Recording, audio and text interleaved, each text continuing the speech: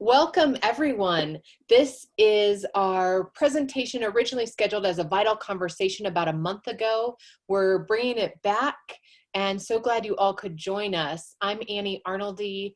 I am the Director of Connectional Ministry for the Mountain Sky Conference, and I have two excellent guests today. We're going to be talking about financial stability and stewardship.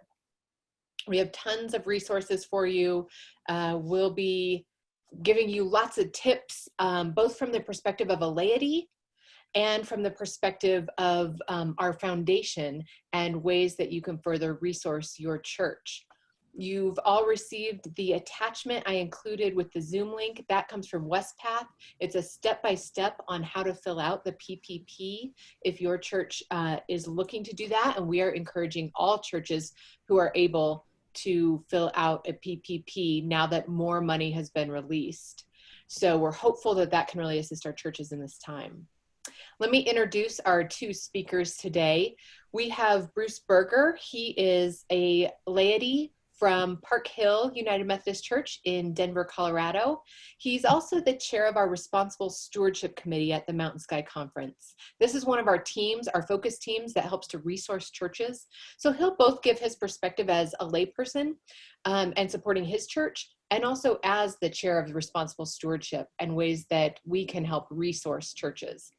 And then we also have Kristi Kinnison, CEO of the United Methodist Foundation. The United Methodist Foundation serves our entire Mountain Sky region.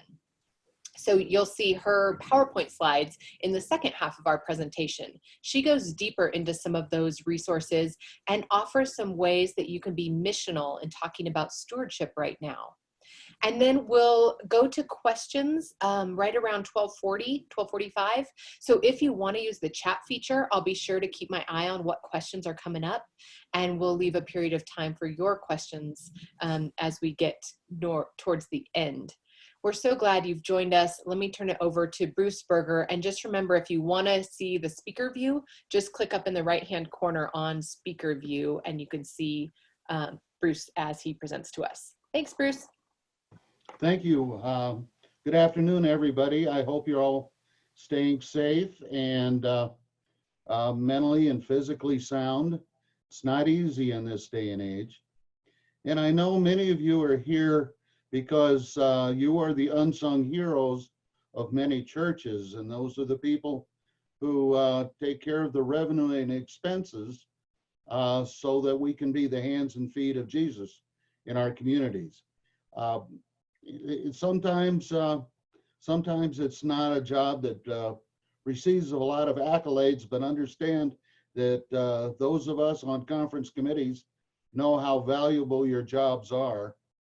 And I'd like to talk a little bit about the fact that it's important that we have laity leadership in stewardship at the church. Oftentimes, our clergy are not the best at asking for money. That's not one of the main courses in most seminaries.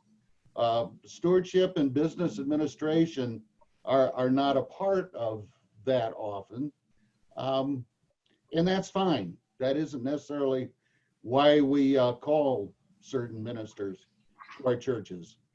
And the laity should be in the leadership role. You see, it's often more effective when laity talk to laity, when we can say that we're giving out of our pocket, so it's good for you too. So I'm going to talk about several specific ideas, but what I need most of all from everybody is creativity. We've entered into a new world in the last 2 months. If any of us could have envisioned what we're doing right now 3 months ago, we'll sign you up for prophet status. But most of us have not had any idea. And now we're doing church differently. And as we do church differently, I think we need to do stewardship differently. We need to do budgeting differently. We need to look forward because things, frankly, folks, will never, ever, ever be the same as they were. They may be a modified form of the way they were, but they never will be. There's a whole lot of churches that are discovering today the success of their live streaming of their churches means that they're going to continue to do it after we go back to all being in the same building. And that's a new way to expand our churches. As we talk about stewardship, I think the first thing about fundraising is to make it easy. Sometimes we make it very, very hard for somebody to give to our churches. Our three sons actually go to churches where they never take up a collection. They never pass the plate. 100% of their giving is done electronically. 100% of it is done through like Vanco. So one of the things I want to impress on you is make it simple. Use electronic giving like Vanco. Use text giving, where people can text you a donation, which is very helpful when you're, it's almost mandatory when you're doing virtual church.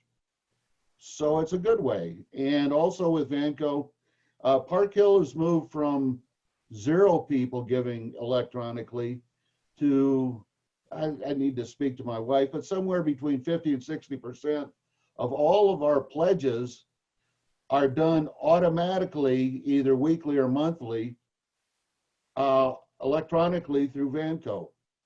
So that helps our deal with the old-fashioned summer drop, and it levels out the revenue. Also, making it easy for people through text giving is very, very helpful. So they can just text in a number and an amount, and they've given. It works great. Something else that I would recommend is sending out letters to your congregants about how the church is doing, including financially. How are we doing now? Because many of your congregants are concerned and they're not connecting. And one way we can connect is with a letter. And always, always, always put in an addressed envelope, return envelope in the letter. Okay? That gets it coming back to you. What we've found is that if we get one donation coming in because of the letter, it's paid for those envelopes that we sent out. So if you get 2, you're making money. How's that?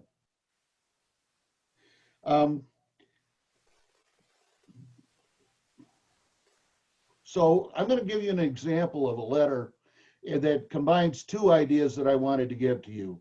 One is sending a letter. Secondly is the use of the stimulus checks that many of our congregants recently received. As a matter of fact, most of them have either received them or are in the process of receiving them. So I'm going to read this to you, and I'm going to change the name, because as I read this, think of who in your church might be someone who could spearhead this, who could be the leader. And you don't have to use names. You can do it, anonymously. But with the stimulus checks, everybody know what the stimulus checks are? Wave your hand. $1,200 a piece. There you go. Okay, we blank know we are fortunate. For the first time, being on a fixed income is a blessing. Our personal income covers our expenses and tithes sufficiently. The current economic environment due to COVID-19 has not affected our income.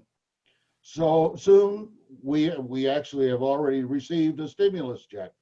And we realize this is a windfall for us, although we know for others, this fills a critical need due to lost personal or business income. And we know that some of our church members will not be able to keep up their pledges and contributions to our church. We also anticipate a reduction in building use revenues for our church. Therefore, we anticipate a significant reduction in financial support of our church during these months. So we thought we'd invest this money in something dear to us. We will be passing the amount of our personal stimulus check to our church to be put in the fund called the Helping Each Other Fund. Our intention is that these funds will use to be able to enable our church to continue to be the hands and feet of Jesus in our community and around the world. We invite you to join us in supporting our church while being understanding of our members whose circumstances have been negatively impacted by this pandemic. So one idea is to give people an opportunity and an outlet to help others in the church while also helping the church. And also, when you're doing a personal appeal, whether it's this or anything else, don't ask the congregation to help pay salaries and eat and light. That seems self-serving. What you really are doing is you're helping your church pay your pastor and pay your staff and pay the building so that you can continue to be the face of God for our community. So emphasize the good. Emphasize what your church does for you, for your congregants, for your community. And again, have the laity lead. The laity can lead this effort. They can say things like that. They can ask for things that, frankly, the clergy can't. And people hear it better from the laity than they do the clergy.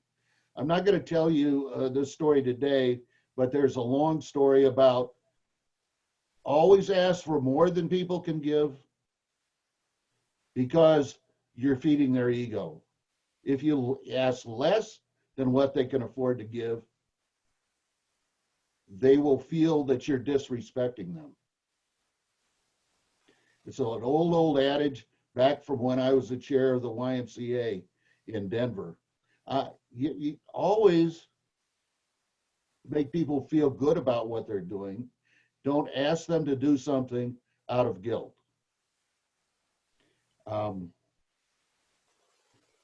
Emphasize the services. So don't be afraid to send email blasts. Don't be afraid to send out letters to the congregation.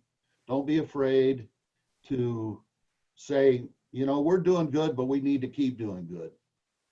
You know, there's the old Flip Wilson when he was, you know, before this church can walk, it's got to crawl. Before it can walk, it's got to have money. Well, let it crawl, Rev, let it crawl. No.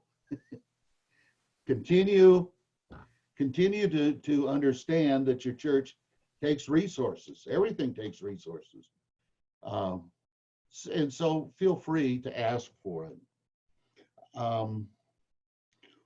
Two other things. Park Hill Tuesday found out that we had been funded for our PPP loan application. Does everybody know what the PPP loan application is? Wave if you do. How many other churches have been funded for their PPP loan? There we go. I see several hands. Way to go. I'm proud of you. I would have never believed it until I actually saw the cash in the bank, you know, that we would fund religious organizations, but it's happening. Now, be sure that you follow the instructions to the letter about how to document the spending so that you don't have to pay it back, okay? Second thing is, remember that Responsible Stewardship has offered all the churches a 2-month deferral on your mission shares and or your health insurance. And that it requires you to apply for that from the CFO of the conference, Angela Thomas. Secondly, remember it is a deferral, not a waiver, but that is being offered by the conference right now. So if you see that you're getting into a short-term cash flow problem, you can seek help from the conference, and we'll do what we can to help. That will be useful.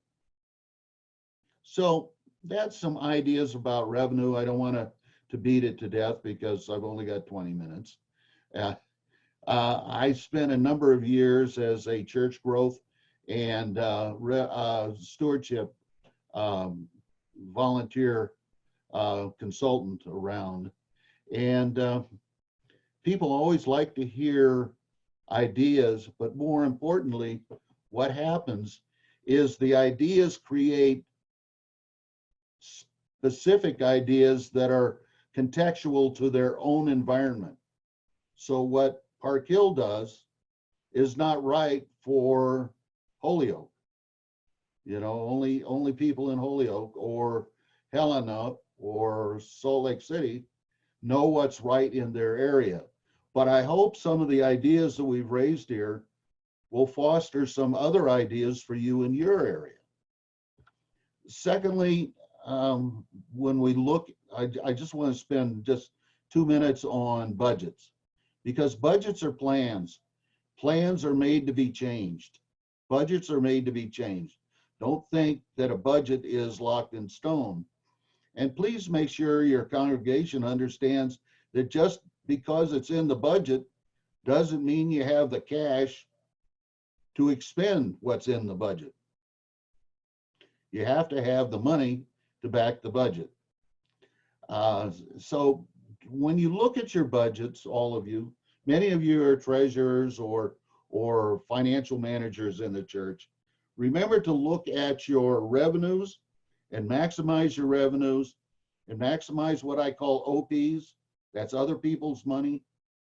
Try to get any money that you can from other sources. Secondly, look at your expenses, and look at your expenses, each line item, from the standpoint of what is mandatory versus what is optional. So you have fixed expenses and you have variable expenses. So when you look at that, if you see you have a shortfall in revenue, look at your variable expenses first. What can you actually cut? You know, if you want to keep paying all the staff and you don't have a PPP loan, take a look at your variable expenses. And there are ways to do that.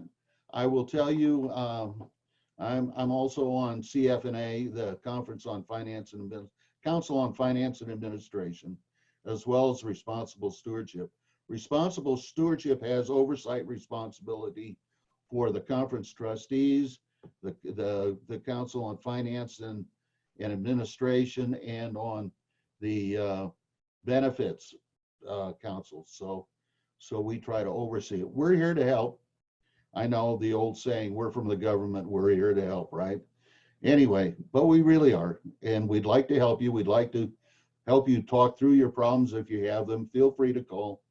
And now I'm going to shut up, an unusual circumstance for me, and turn it over to Kristi Kinnison.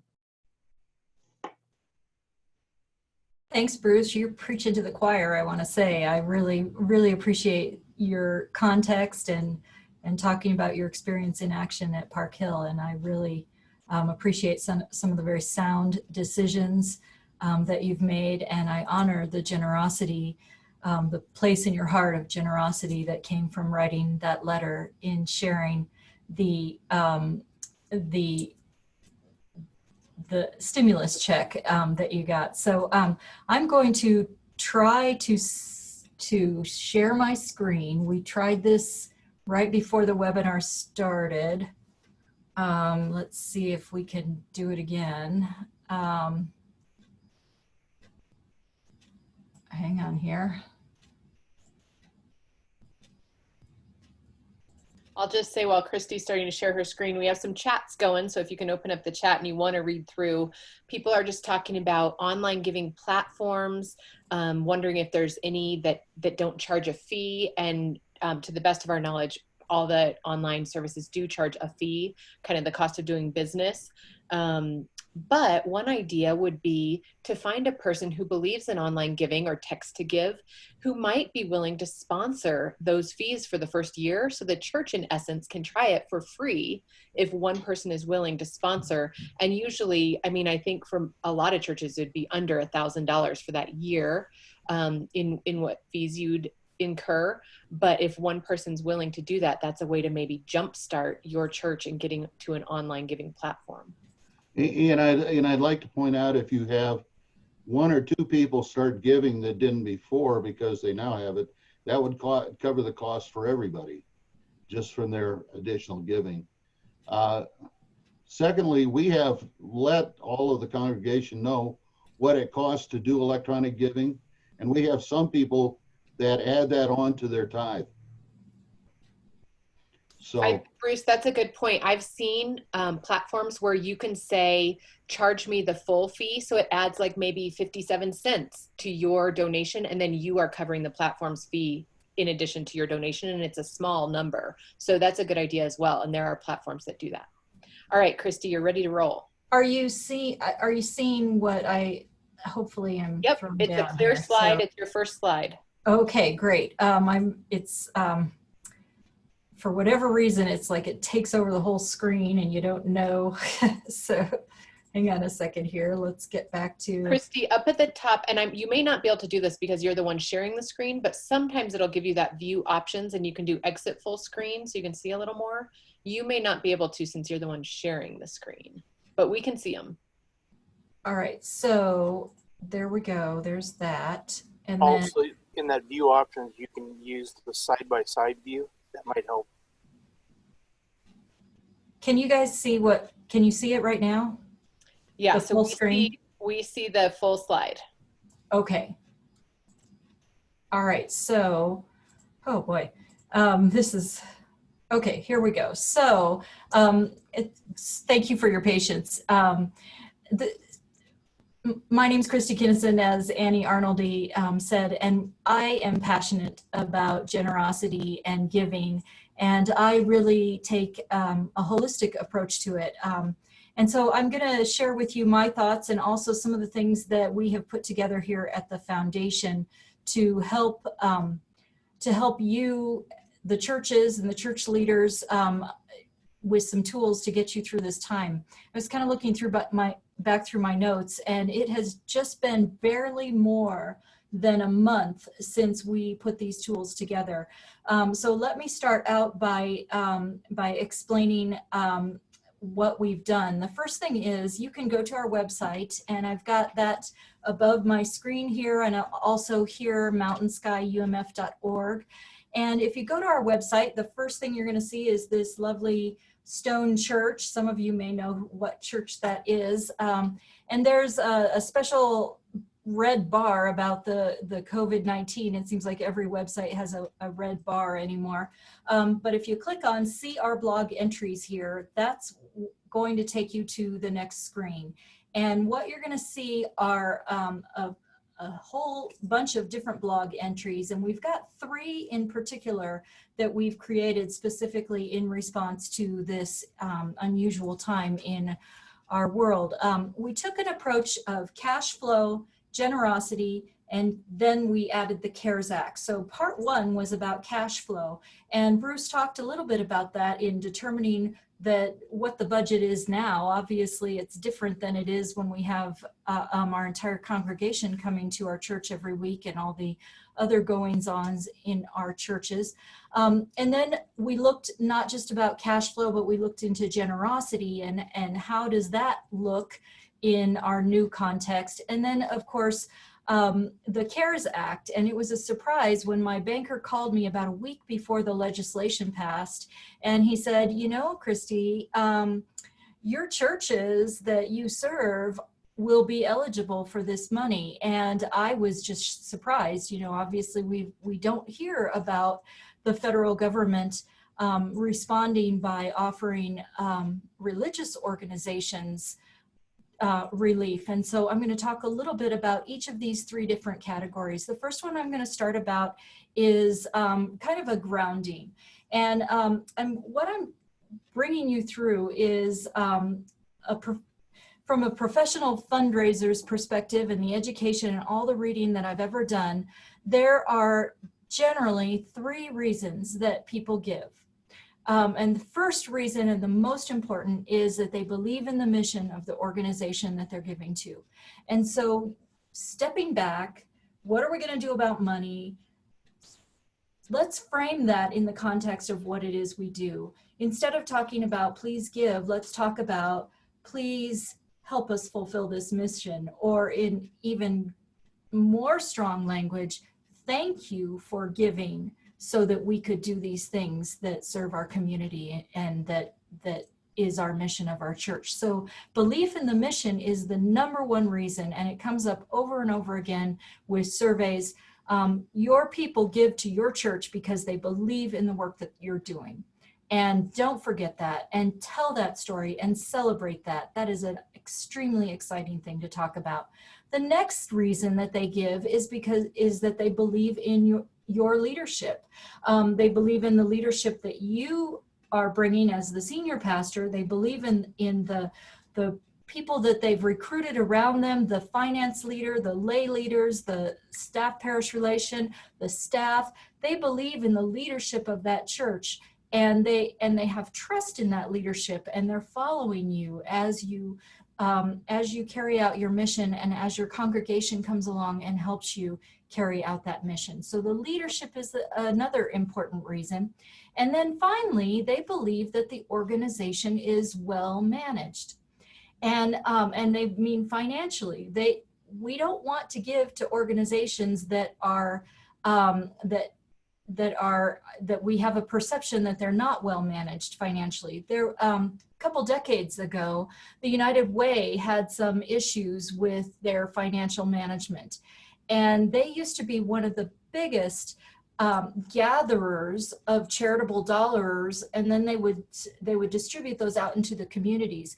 Well, when that issue happened, and it was at the top leadership, and they discovered some discrepancies in where the money was going, immediately their giving to the United Way fell drastically, and I believe it was more than half. So when an organization presents itself as having questionable resources, or they're running out of money, then that gives people not very good assurance that their dollars are being invested in the mission in such a way that they'll have maximum impact. So we want to present a message that we are in charge of the finances, that we know where they're going and we're managing them very carefully. And that's where the whole stewardship piece comes in. Stewardship, churches often use the word stewardship in place of the word fundraising. And that took me a long time. When I started getting involved in church finance, they kept saying the stewardship campaign. And I'm like, well, aren't we always showing good stewardship? Why do we only do this in the fall? What is stewardship? Of course, we're going to manage it all year. And then I understood, oh, stewardship in church is code for fundraising. So let's step back a little bit. Stewardship is caring for all of the resources that we have. It is showing good, responsible, keeping track of things, being conservative, spending things carefully and not in a frivolous way.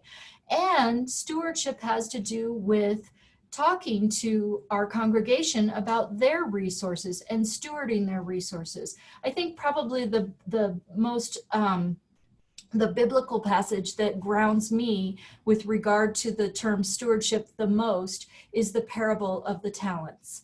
And so I would encourage your church can relate to the parable of the talents. Each individual giver in your church can relate to the parable of the talents. And it's in different ways that they relate to this story. So, so people, you'll notice what's not on this list. People do not give for tax reasons. That's nice. They may give to a trust or a donor advised fund for tax reasons, but they don't take money out of that donor advised fund and give it to your church for tax reasons, because they've already gotten a tax benefit. They also don't give to your church because giving is down 30% during this time and we still need to pay our bills. And believe it or not, I've been keeping track of a lot of newsletters from senior pastors, and I have heard exactly that language. People do not give because you need to pay your bills at your church. They give because they're excited that you're still in business as a church and you're providing great comfort and love to your community. That's the reason that they're giving. It's not because the church still needs to pay its bills, even though it's not having Sunday worship. People do not give because the ushers came down to receive the morning offering. Do you remember that was our invitation to giving for years and years and years? Will the ushers please come forward to receive the morning offering? That's not the reason people are giving. And I say that kind of in a funny way, but really let's step back and think about what is it that it really inspires people to give. So giving is a spiritual practice. And one of the things, and I'm going to say it again later on here, is when you don't invite people to give, you deprive them of their need to be generous. And so I'd really like to think about that. I've seen a lot of online worship services and they're just completely ignoring the generosity moment. And I think that's wrong, because I'm sitting at home all by myself watching a worship service, and I've really enjoyed getting to experience many worship services throughout the week. I try to tune in, and I'm just amazed at how many churches are not doing that generosity moment as part of their Sunday worship. I'm sitting at home thinking, gosh, I really want to help, and I don't know how to do that. And we've seen throughout the world, in times of crisis, people don't know how they can help, but they know they can write a check. And this is exactly where people are looking for a trustworthy place, that they believe in the mission, they believe in the leadership, they know the money is going to go to a good cause, and it's going to be managed well. Why not invite them to live into their innate need to be generous? So anyway, and also, I don't want to be so negative. I know many of you are also doing it really, really well. And so if I'm preaching to your choir in your brain, then please send me an email and let me know the good things that you're doing. So the next thing is expressing gratitude for the gifts. Stewarding the donor is a term that is used in secular nonprofit. And what it means is we talk about stewardship. Stewardship is not fundraising. It's holistically caring for all of the gifts that are before us, all of our resources. And so one of our resources are the people who are donating. And so stewarding the donor is a concept that is used in secular nonprofit fundraising quite frequently. And there are seminars and books and all kinds of resources. You can even just Google the words, how to steward my donor, and you're going to come up with all kinds of ideas. And the main ones that I thought I would share with you today is expressing gratitude for the gifts. If you receive donations from your givers, it is appropriate to send them a handwritten thank you note. Now, you may write that on the quarterly statements that your finance office sends out, or you may send a special little card, self-addressed stamp, or a stamp with a stamp on it, like an old-fashioned thank you note. But expressing gratitude, picking up the phone and saying, hey, I noticed you're continuing to give, and I really just want to thank you. Here's what our church is still doing in its community, in this community, and your gift is a part of that. That's a way to share gratitude. Understanding why people are giving is another thing, and that's really getting to know your donors. Maintaining the fidelity of the donor's intent. So just something to think about. Sometimes donors give to a specific fund or a specific purpose. Like Bruce was talking about how he wanted his, he was planning to put a special purpose on the stimulus check that, that is being donated. And so honoring the fidelity of that intent is really important. So after we've spent that money in the way that he specified, it's really important to go full circle and let the people who gave to that fund know exactly how you spent it, and then to again thank them. And it's a long-term relationship, and the reason I emphasize that is many of your donors someday will give a bequest to your church, and that's going to be most likely the biggest gift of their life. And so this is a long-time relationship. We're in it for the long haul in terms of our mission, aren't we? So our mission is to help invite and encourage people to be generous in all ways. So who gives? This is something that's really important. You know, in order to get to know your donors, you need to know who they are. And it is advised, especially since the pastors are technically in charge of the nominations committee, it's really important that the pastors know who their givers are. In 2016, the Book of Discipline had something that passed. Actually, in 2016, there was a resolution that passed at General Conference, and it was that the giving records shall be open to the pastors. So it is important that the pastors know who is giving that money as they nominate people to their leadership teams. You will find that 80% of gifts come from 20% of your donors. That's called the Pareto principle. In church giving, it's a little bit more like 60-40. I know all of us are really familiar with the term the 80-20 rule. In churches, it's a little bit different. It's the research shows it's more like 60% of your donations come from about 40% of your donors. And so the question for you is, who are they? Do you know them? Do you know why they're giving? Do you know how they would like to be acknowledged? So that can be a little bit overwhelming for people in churches with maybe 50 or 100 people that are making up the bulk of the gifts, especially in some of the bigger communities. In sales, they have a principle, good salespeople will actually call 10 clients before 10 o'clock in the morning. And they call that the 10 before 10 rule. And so that's the first thing they do, is they call 10 clients before 10 o'clock. I would encourage you to know who the top 10 donors are. I know, you know, it's great to know who the total 80% or where the majority of your gifts are coming from. That may be a couple hundred people, depending on the size of your congregation. But do you know who the top 10 are? And do you call them before Tuesday? Or call 10 people, call 10 of your donors before Tuesday. So maybe think about implementing the 10 before Tuesday rule. The next thing is, so that's kind of the grounding in generosity that I have and that our foundation has. And so what we did is we created 3 resources for this time. And the first one is, as your church has a reduction or an anticipated reduction in giving, the main goal in managing your finances is to keep a positive cash flow, or to at least not run out of money. So cash conservation is really a goal during this time. And so what we did is we created a guide to figuring out your cash flow. It's got basically 3 sections. The first one is to figure out what you think it's going to be. How many people are giving electronically? How many people normally drop a check into the plate and now they're not coming to church? Do we need to reach out to those people and send them a self-addressed stamped envelope? How many people are giving checks from a donor advised fund? Are there more resources available from those givers? And so kind of goes through that exercise. And then how many people, of course, are giving electronically? Do we offer electronic giving? That was another question on this.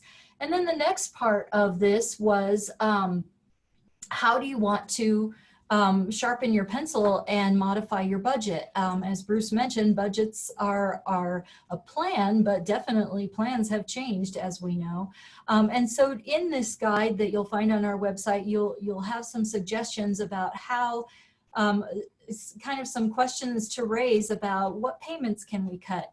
I know if your church has a loan, most church lenders are offering some form of payment relief, and that's true here at the foundation. We provide loans to churches, and we offered payment relief in 2 stages. One is we offered that churches can go interest only, and in some churches that saved them several $1,000s a month in their outgoing cash. And then for churches that interest only just wasn't quite enough savings, what we've done here at the foundation is we've said, okay, we're going to defer all payments for at least 4 months.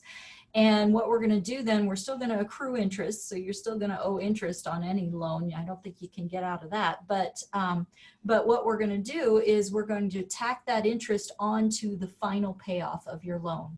So during the time that your church is not making a loan payment, we'll just keep adding it up, and then finally someday, maybe 5 or 10 days or 5 or 10 years down the road, we'll be able to you'll finally pay off your loan. And so the interest that you didn't pay during this time, that'll be a part of your final payoff.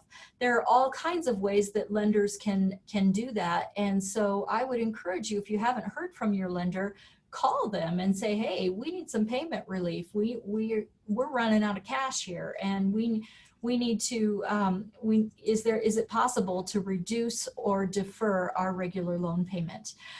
That's also true with some utility companies. I understand that some of the utility companies in our states have offered some payment relief. So say you've got your energy bill, it's pretty big.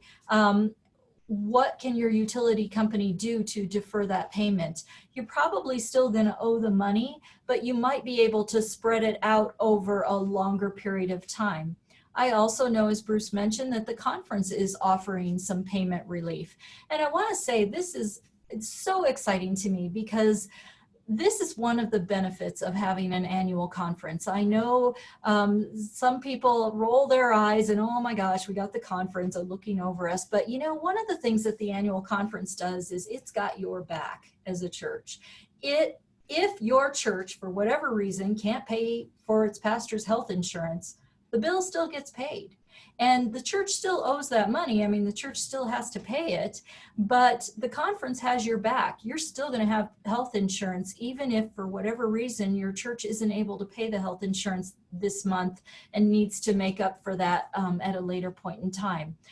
So, you know, it's one of the great advantages of being structured the way that we are, and especially during this time, knowing that oh gosh, okay, maybe we can do a 2-month deferment of health and pension payments. We can spread that out over maybe a 10-month period in the next year or so to pay that back. But for right now, we've got to conserve our cash. And so if you're in that situation, I would urge you to contact your district superintendent and see what the process is for asking for that kind of relief from the conference. So that's the first guide, and you'll see that on our COVID Part 1 series, and that has to do with cash management and cash flow. Kristi, I don't want to interrupt you too much, but be aware that maybe in the next 5 to 7 minutes, we might want to go to a few more questions. You got it. So thank you for keeping me on track, Annie. So the next thing, part 2 was generosity. And this had to do with telling stories to inspire people to give, to remember your mission, to make it easy to give.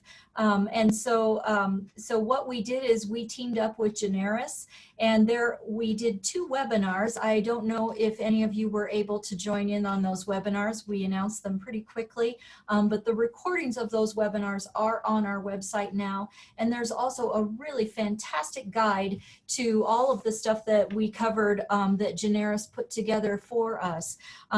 Earlier, there was a question or a mention about different ways, different services for electronic payments. There's a list of about 12 of those services that do church giving specifically in that guide on our website. And so you'll find that there as well. And so the main focus of that, though, is to put your mission in front of your ask for people to give, and giving you the language to use and the way to talk about that in a way that really is inspirational And so, so that is what those webinars were about. That's our COVID part 2 series. And then finally, our part 3 series, which many of you have known, is the payroll protection plan of the CARES Act, or the Stimulus Act, or whatever you want to call it. And really, this has to do with our staff and making sure that they can continue to pay their bills and in this time. And so, so what we've done is we've created a humongous list of resources that are specific to the church. In particular, there are some things as churches pay for it, and I've been getting our staff has been getting perhaps hundreds of emails on various nuances and questions that are coming up as they're going through this process in applying for the loan. One of them is, for example, where are my articles of incorporation? And so we provide guidance on how to find that. Another is banks are asking for bylaws of churches. So we've created a resource, because really the bylaws of United Methodist churches are the Book of Discipline. And so we've created some boilerplate language that you can use to share with your banker. You need bylaws, here it is. Here's a link to the Book of Discipline. Here's the paragraph that applies to what we're doing today. And so now the latest focus is, how do we get forgiveness on this loan if we receive it? And so what we've done is we've put some guidance on there. Also, we know this is a moving target. They've been changing the rules on this. And in fact, just yesterday, I got a new ruling from the Treasury Department about a new statement saying that you're eligible for this. You certify that you're eligible, and it brings into to play some language about how you don't have the resources to pay the payroll, and kind of really strengthens the certification that you have to make as you apply for this. So that language is also on our website, and you'll want to take a look at that. We've also provided the standard guidance for what it's going to take to get the relief, the forgiveness on that loan as well. And so you can take a look at that. In general, 75% needs to go to payroll, but there's some very specific information about what parts of payroll, and there's also a time period in which you need to document that you've actually spent the money in this way. So, so those resources are also on our website. I know it's also interesting that there have been pros and cons with getting the CARES Act loan, and we've provided some guidance there about whether or not your church should apply for this loan. I know when I first sent out the webinar, I got an email from someone that accused me of promoting the far right agenda by sending out information on the CARES Act. And so I was kind of surprised, but then, you know, I really had entered into a conversation with him to understand why he felt so strongly against applying for and accepting this kind of money for his church. So it's a really important conversation for you to consider as you're going through this process, and that information is available for you as well. I just want to end really quickly with something that kind of has been on my mind. You may remember from the long ago, the hymn, "We Are the Church."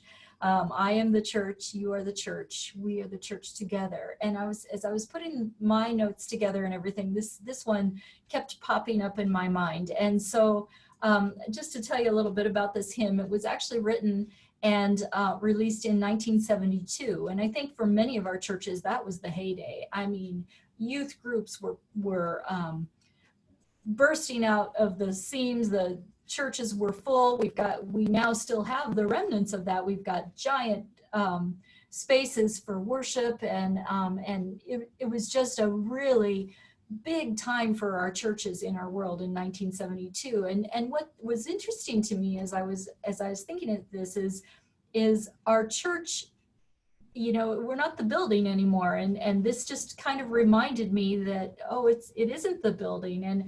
And back then you know, although everyone was coming to a building and we were seeing the buildings packed with people, this was a reminder that it wasn't about the building and the place. And so the hymn kind of takes you through, church is not a place. That's the first verse. The second verse is, we are so diverse. And that is very true in our communities now. We have diverse needs as we isolate at home. And then the third building, or the third verse really kind of spoke to me. Sometimes the church is marching, sometimes it's bravely burning, sometimes it's writing, sometimes hiding, always it's learning. And boy, doesn't that speak to me today. But let's look at what's going forward. I am so excited that our churches might open right about the same time as Pentecost, which is May 31st.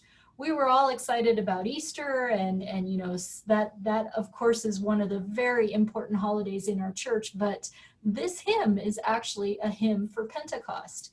And so this hymn leads us into what's next. When the people gather, we are laughing and crying. And that's verse 4 of this hymn. And then verse 5 is the Pentecost part of it, telling the good news, seeing the transformation, experiencing the love and joy as we come together in Christ. And so this is what our church is about. I'm so excited. I hope that you carry this message with you, and that you continue to share the good news of God and Jesus Christ in your communities. I mean, that is what makes us so special as a nonprofit in our communities. We're bringing out services to all the people, things that usually come in. We're pushing out of the walls now, but we're still the church, and this is what makes us unique and special. Endowments, plan giving, investments, and loans, that's what we do here at the foundation. And if you have any questions, please reach out to me. I'd be happy to work with you. And that's all I had. And I know I've gone over my time, so it's time for questions, Annie. So yeah, thanks so much both to Bruce and Kristi for sharing so many perspectives. I just, as you were talking about the hymn, We Are the Church, I was like, I feel a sermon series coming on. I hope pastors use this. What questions do people have? And let me catch you up just a bit about what's happened in the chat. Some people I know don't have access to the chat. So we've talked about online giving platforms, and then Kristi mentioned on the foundation website, she's got a list of like a dozen online ways to give, and people who work with churches. And then Olga Hard was encouraging and saying the Generis material is awesome. So they do big stewardship campaigns, and then Kristi has this partnership with them. So I would encourage people to go back and watch those webinars, check out their resources on the foundation's website. Then we came to talking about some churches feeling like the pastor should not know who is giving and the amounts that are given. So there's a little bit of chat back and forth. I would say in 2020, like Kristi said, best practices are that pastors should know who's giving and what they're giving. It is a sign both of sort of where people are on their discipleship journey, but also if something big has happened in a person's life, oftentimes their giving drops off, and that signals you to call that person to check in, to see if somebody's moved, to see kind of what's going on, or if or there's something that you need to know as a pastor. So let me come to Bruce in just 1 second. I want to say Chris found the place in the Book of Discipline, if you'd like to go there to reference a pastor's duties as they administer a church. It is paragraph 340, and then he says specifically .2.c. So if you know how our Book of Discipline works, it's got all those kooky letters and numbers, but 340.2.c. It's a good place to start. And then the other paragraph that talks in general about finance committee and duties there is paragraph 258.4. Let me go, Bruce, did you want to add, or is that what you wanted to add? No, I just wanted to point out that in consulting I did with 2 churches, and that their stewardship committee chairs did not pledge to the church. The pastors didn't know that. I discovered the same. I want to remind everybody on their 401k distributions, be sure that all of your congregants know on their mandatory distributions that they can direct that directly to the church, and the holder of the 401k will make the check to the church, and it therefore is not taxable. Yeah, that's true for 70 and a half years old and older, and it has to come from a traditional IRA direct to the church. That's why I meant a mandatory distribution. Right.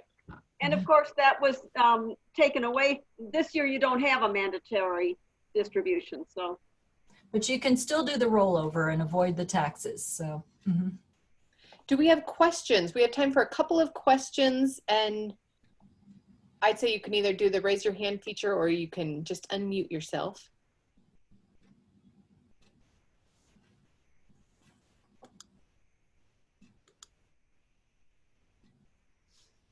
I'm scanning our room. Hi, this is Roxy. A question for Bruce. In your beginning presentation, you talked about text giving. Yes. I don't know what that is. Could you define that for me? Yes, people on their smartphones or regular phones that do text, you know, like. Yes. There is an add-on on the Vanco platform. Okay. Vanco is probably the largest giving platform for churches. Okay. And they have a program that allows text giving. Thank you. And so all they have to do is text in the phone number and the amount they want to give.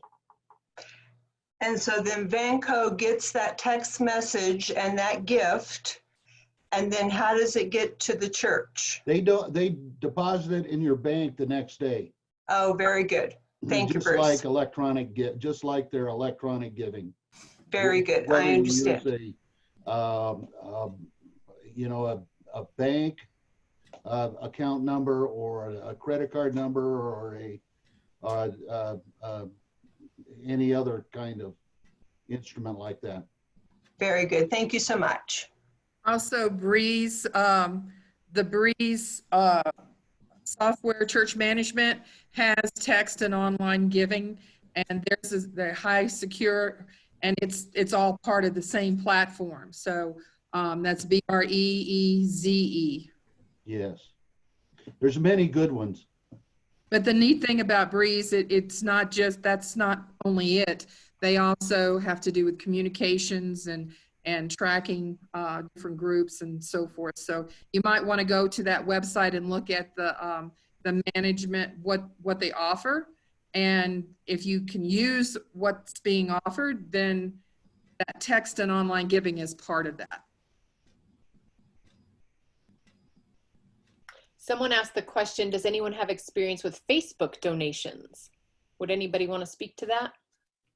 The only thing that I have been told is that Facebook usually goes through PayPal, and there have been a lot of issues with PayPal and through Facebook. So I would just caution against that. I'd rather go through a platform that I know that is secure. Whenever you go through a secondary platform, there are two levels of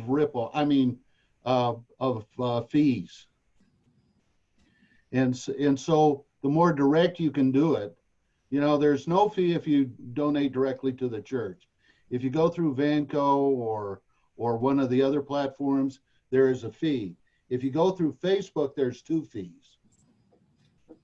Now here's a platform, and then Kristi, I'll give it back to you. A couple other things.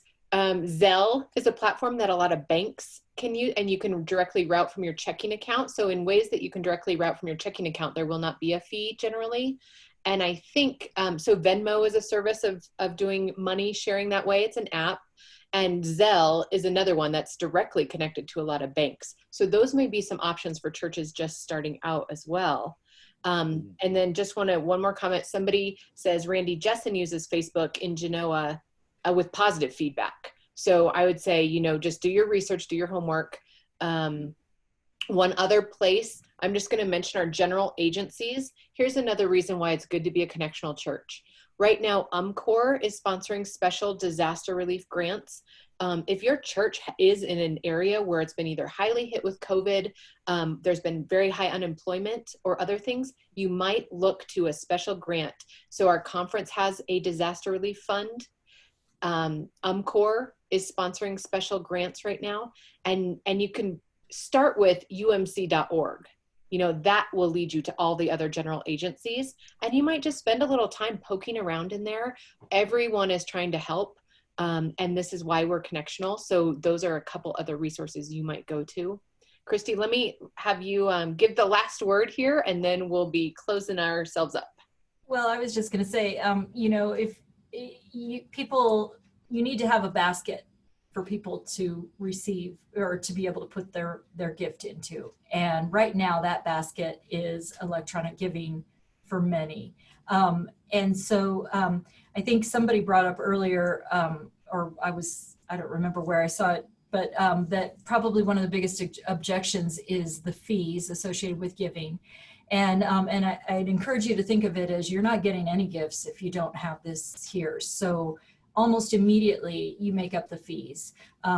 Typically it's about $25 a month for the standard to have the service, and then there's a percentage off of every gift. It depends if somebody's using a credit card that they get travel miles back on, those are high fees, or if they're just using their debit card, it's very low fees. So you just never know what the fee is going to be, but you're not going to get any gift if you don't have the e-giving platform.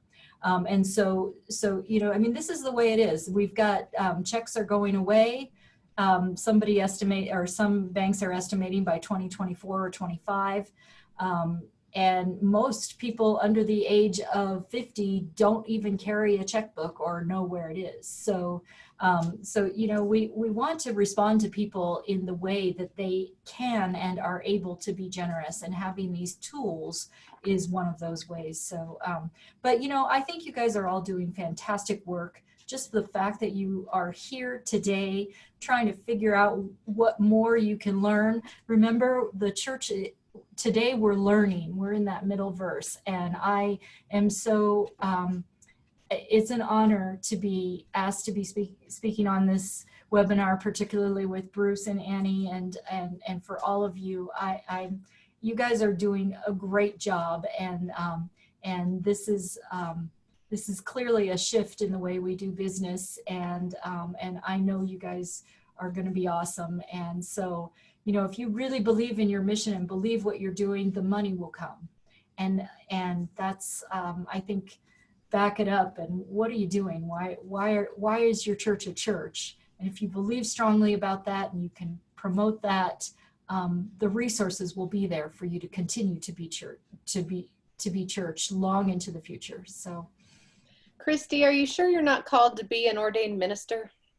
I am very clearly lay. That is my calling. So.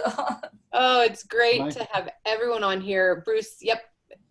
My closing words are very simple. As many church consultants have always said, and I firmly believe, no church has ever had a lack of money. Many churches have had a lack of ideas. It's a good closing thought. Well, I hope everyone, you've been so generous in sharing your ideas. I hope everybody's come away with one or two little nuggets of wisdom they can use.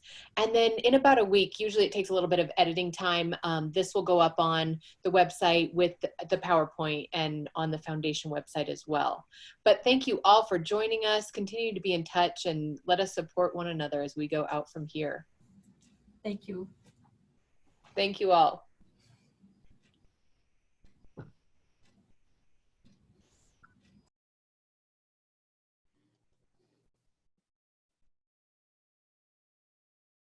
Thank you. It was a good presentation. You're welcome.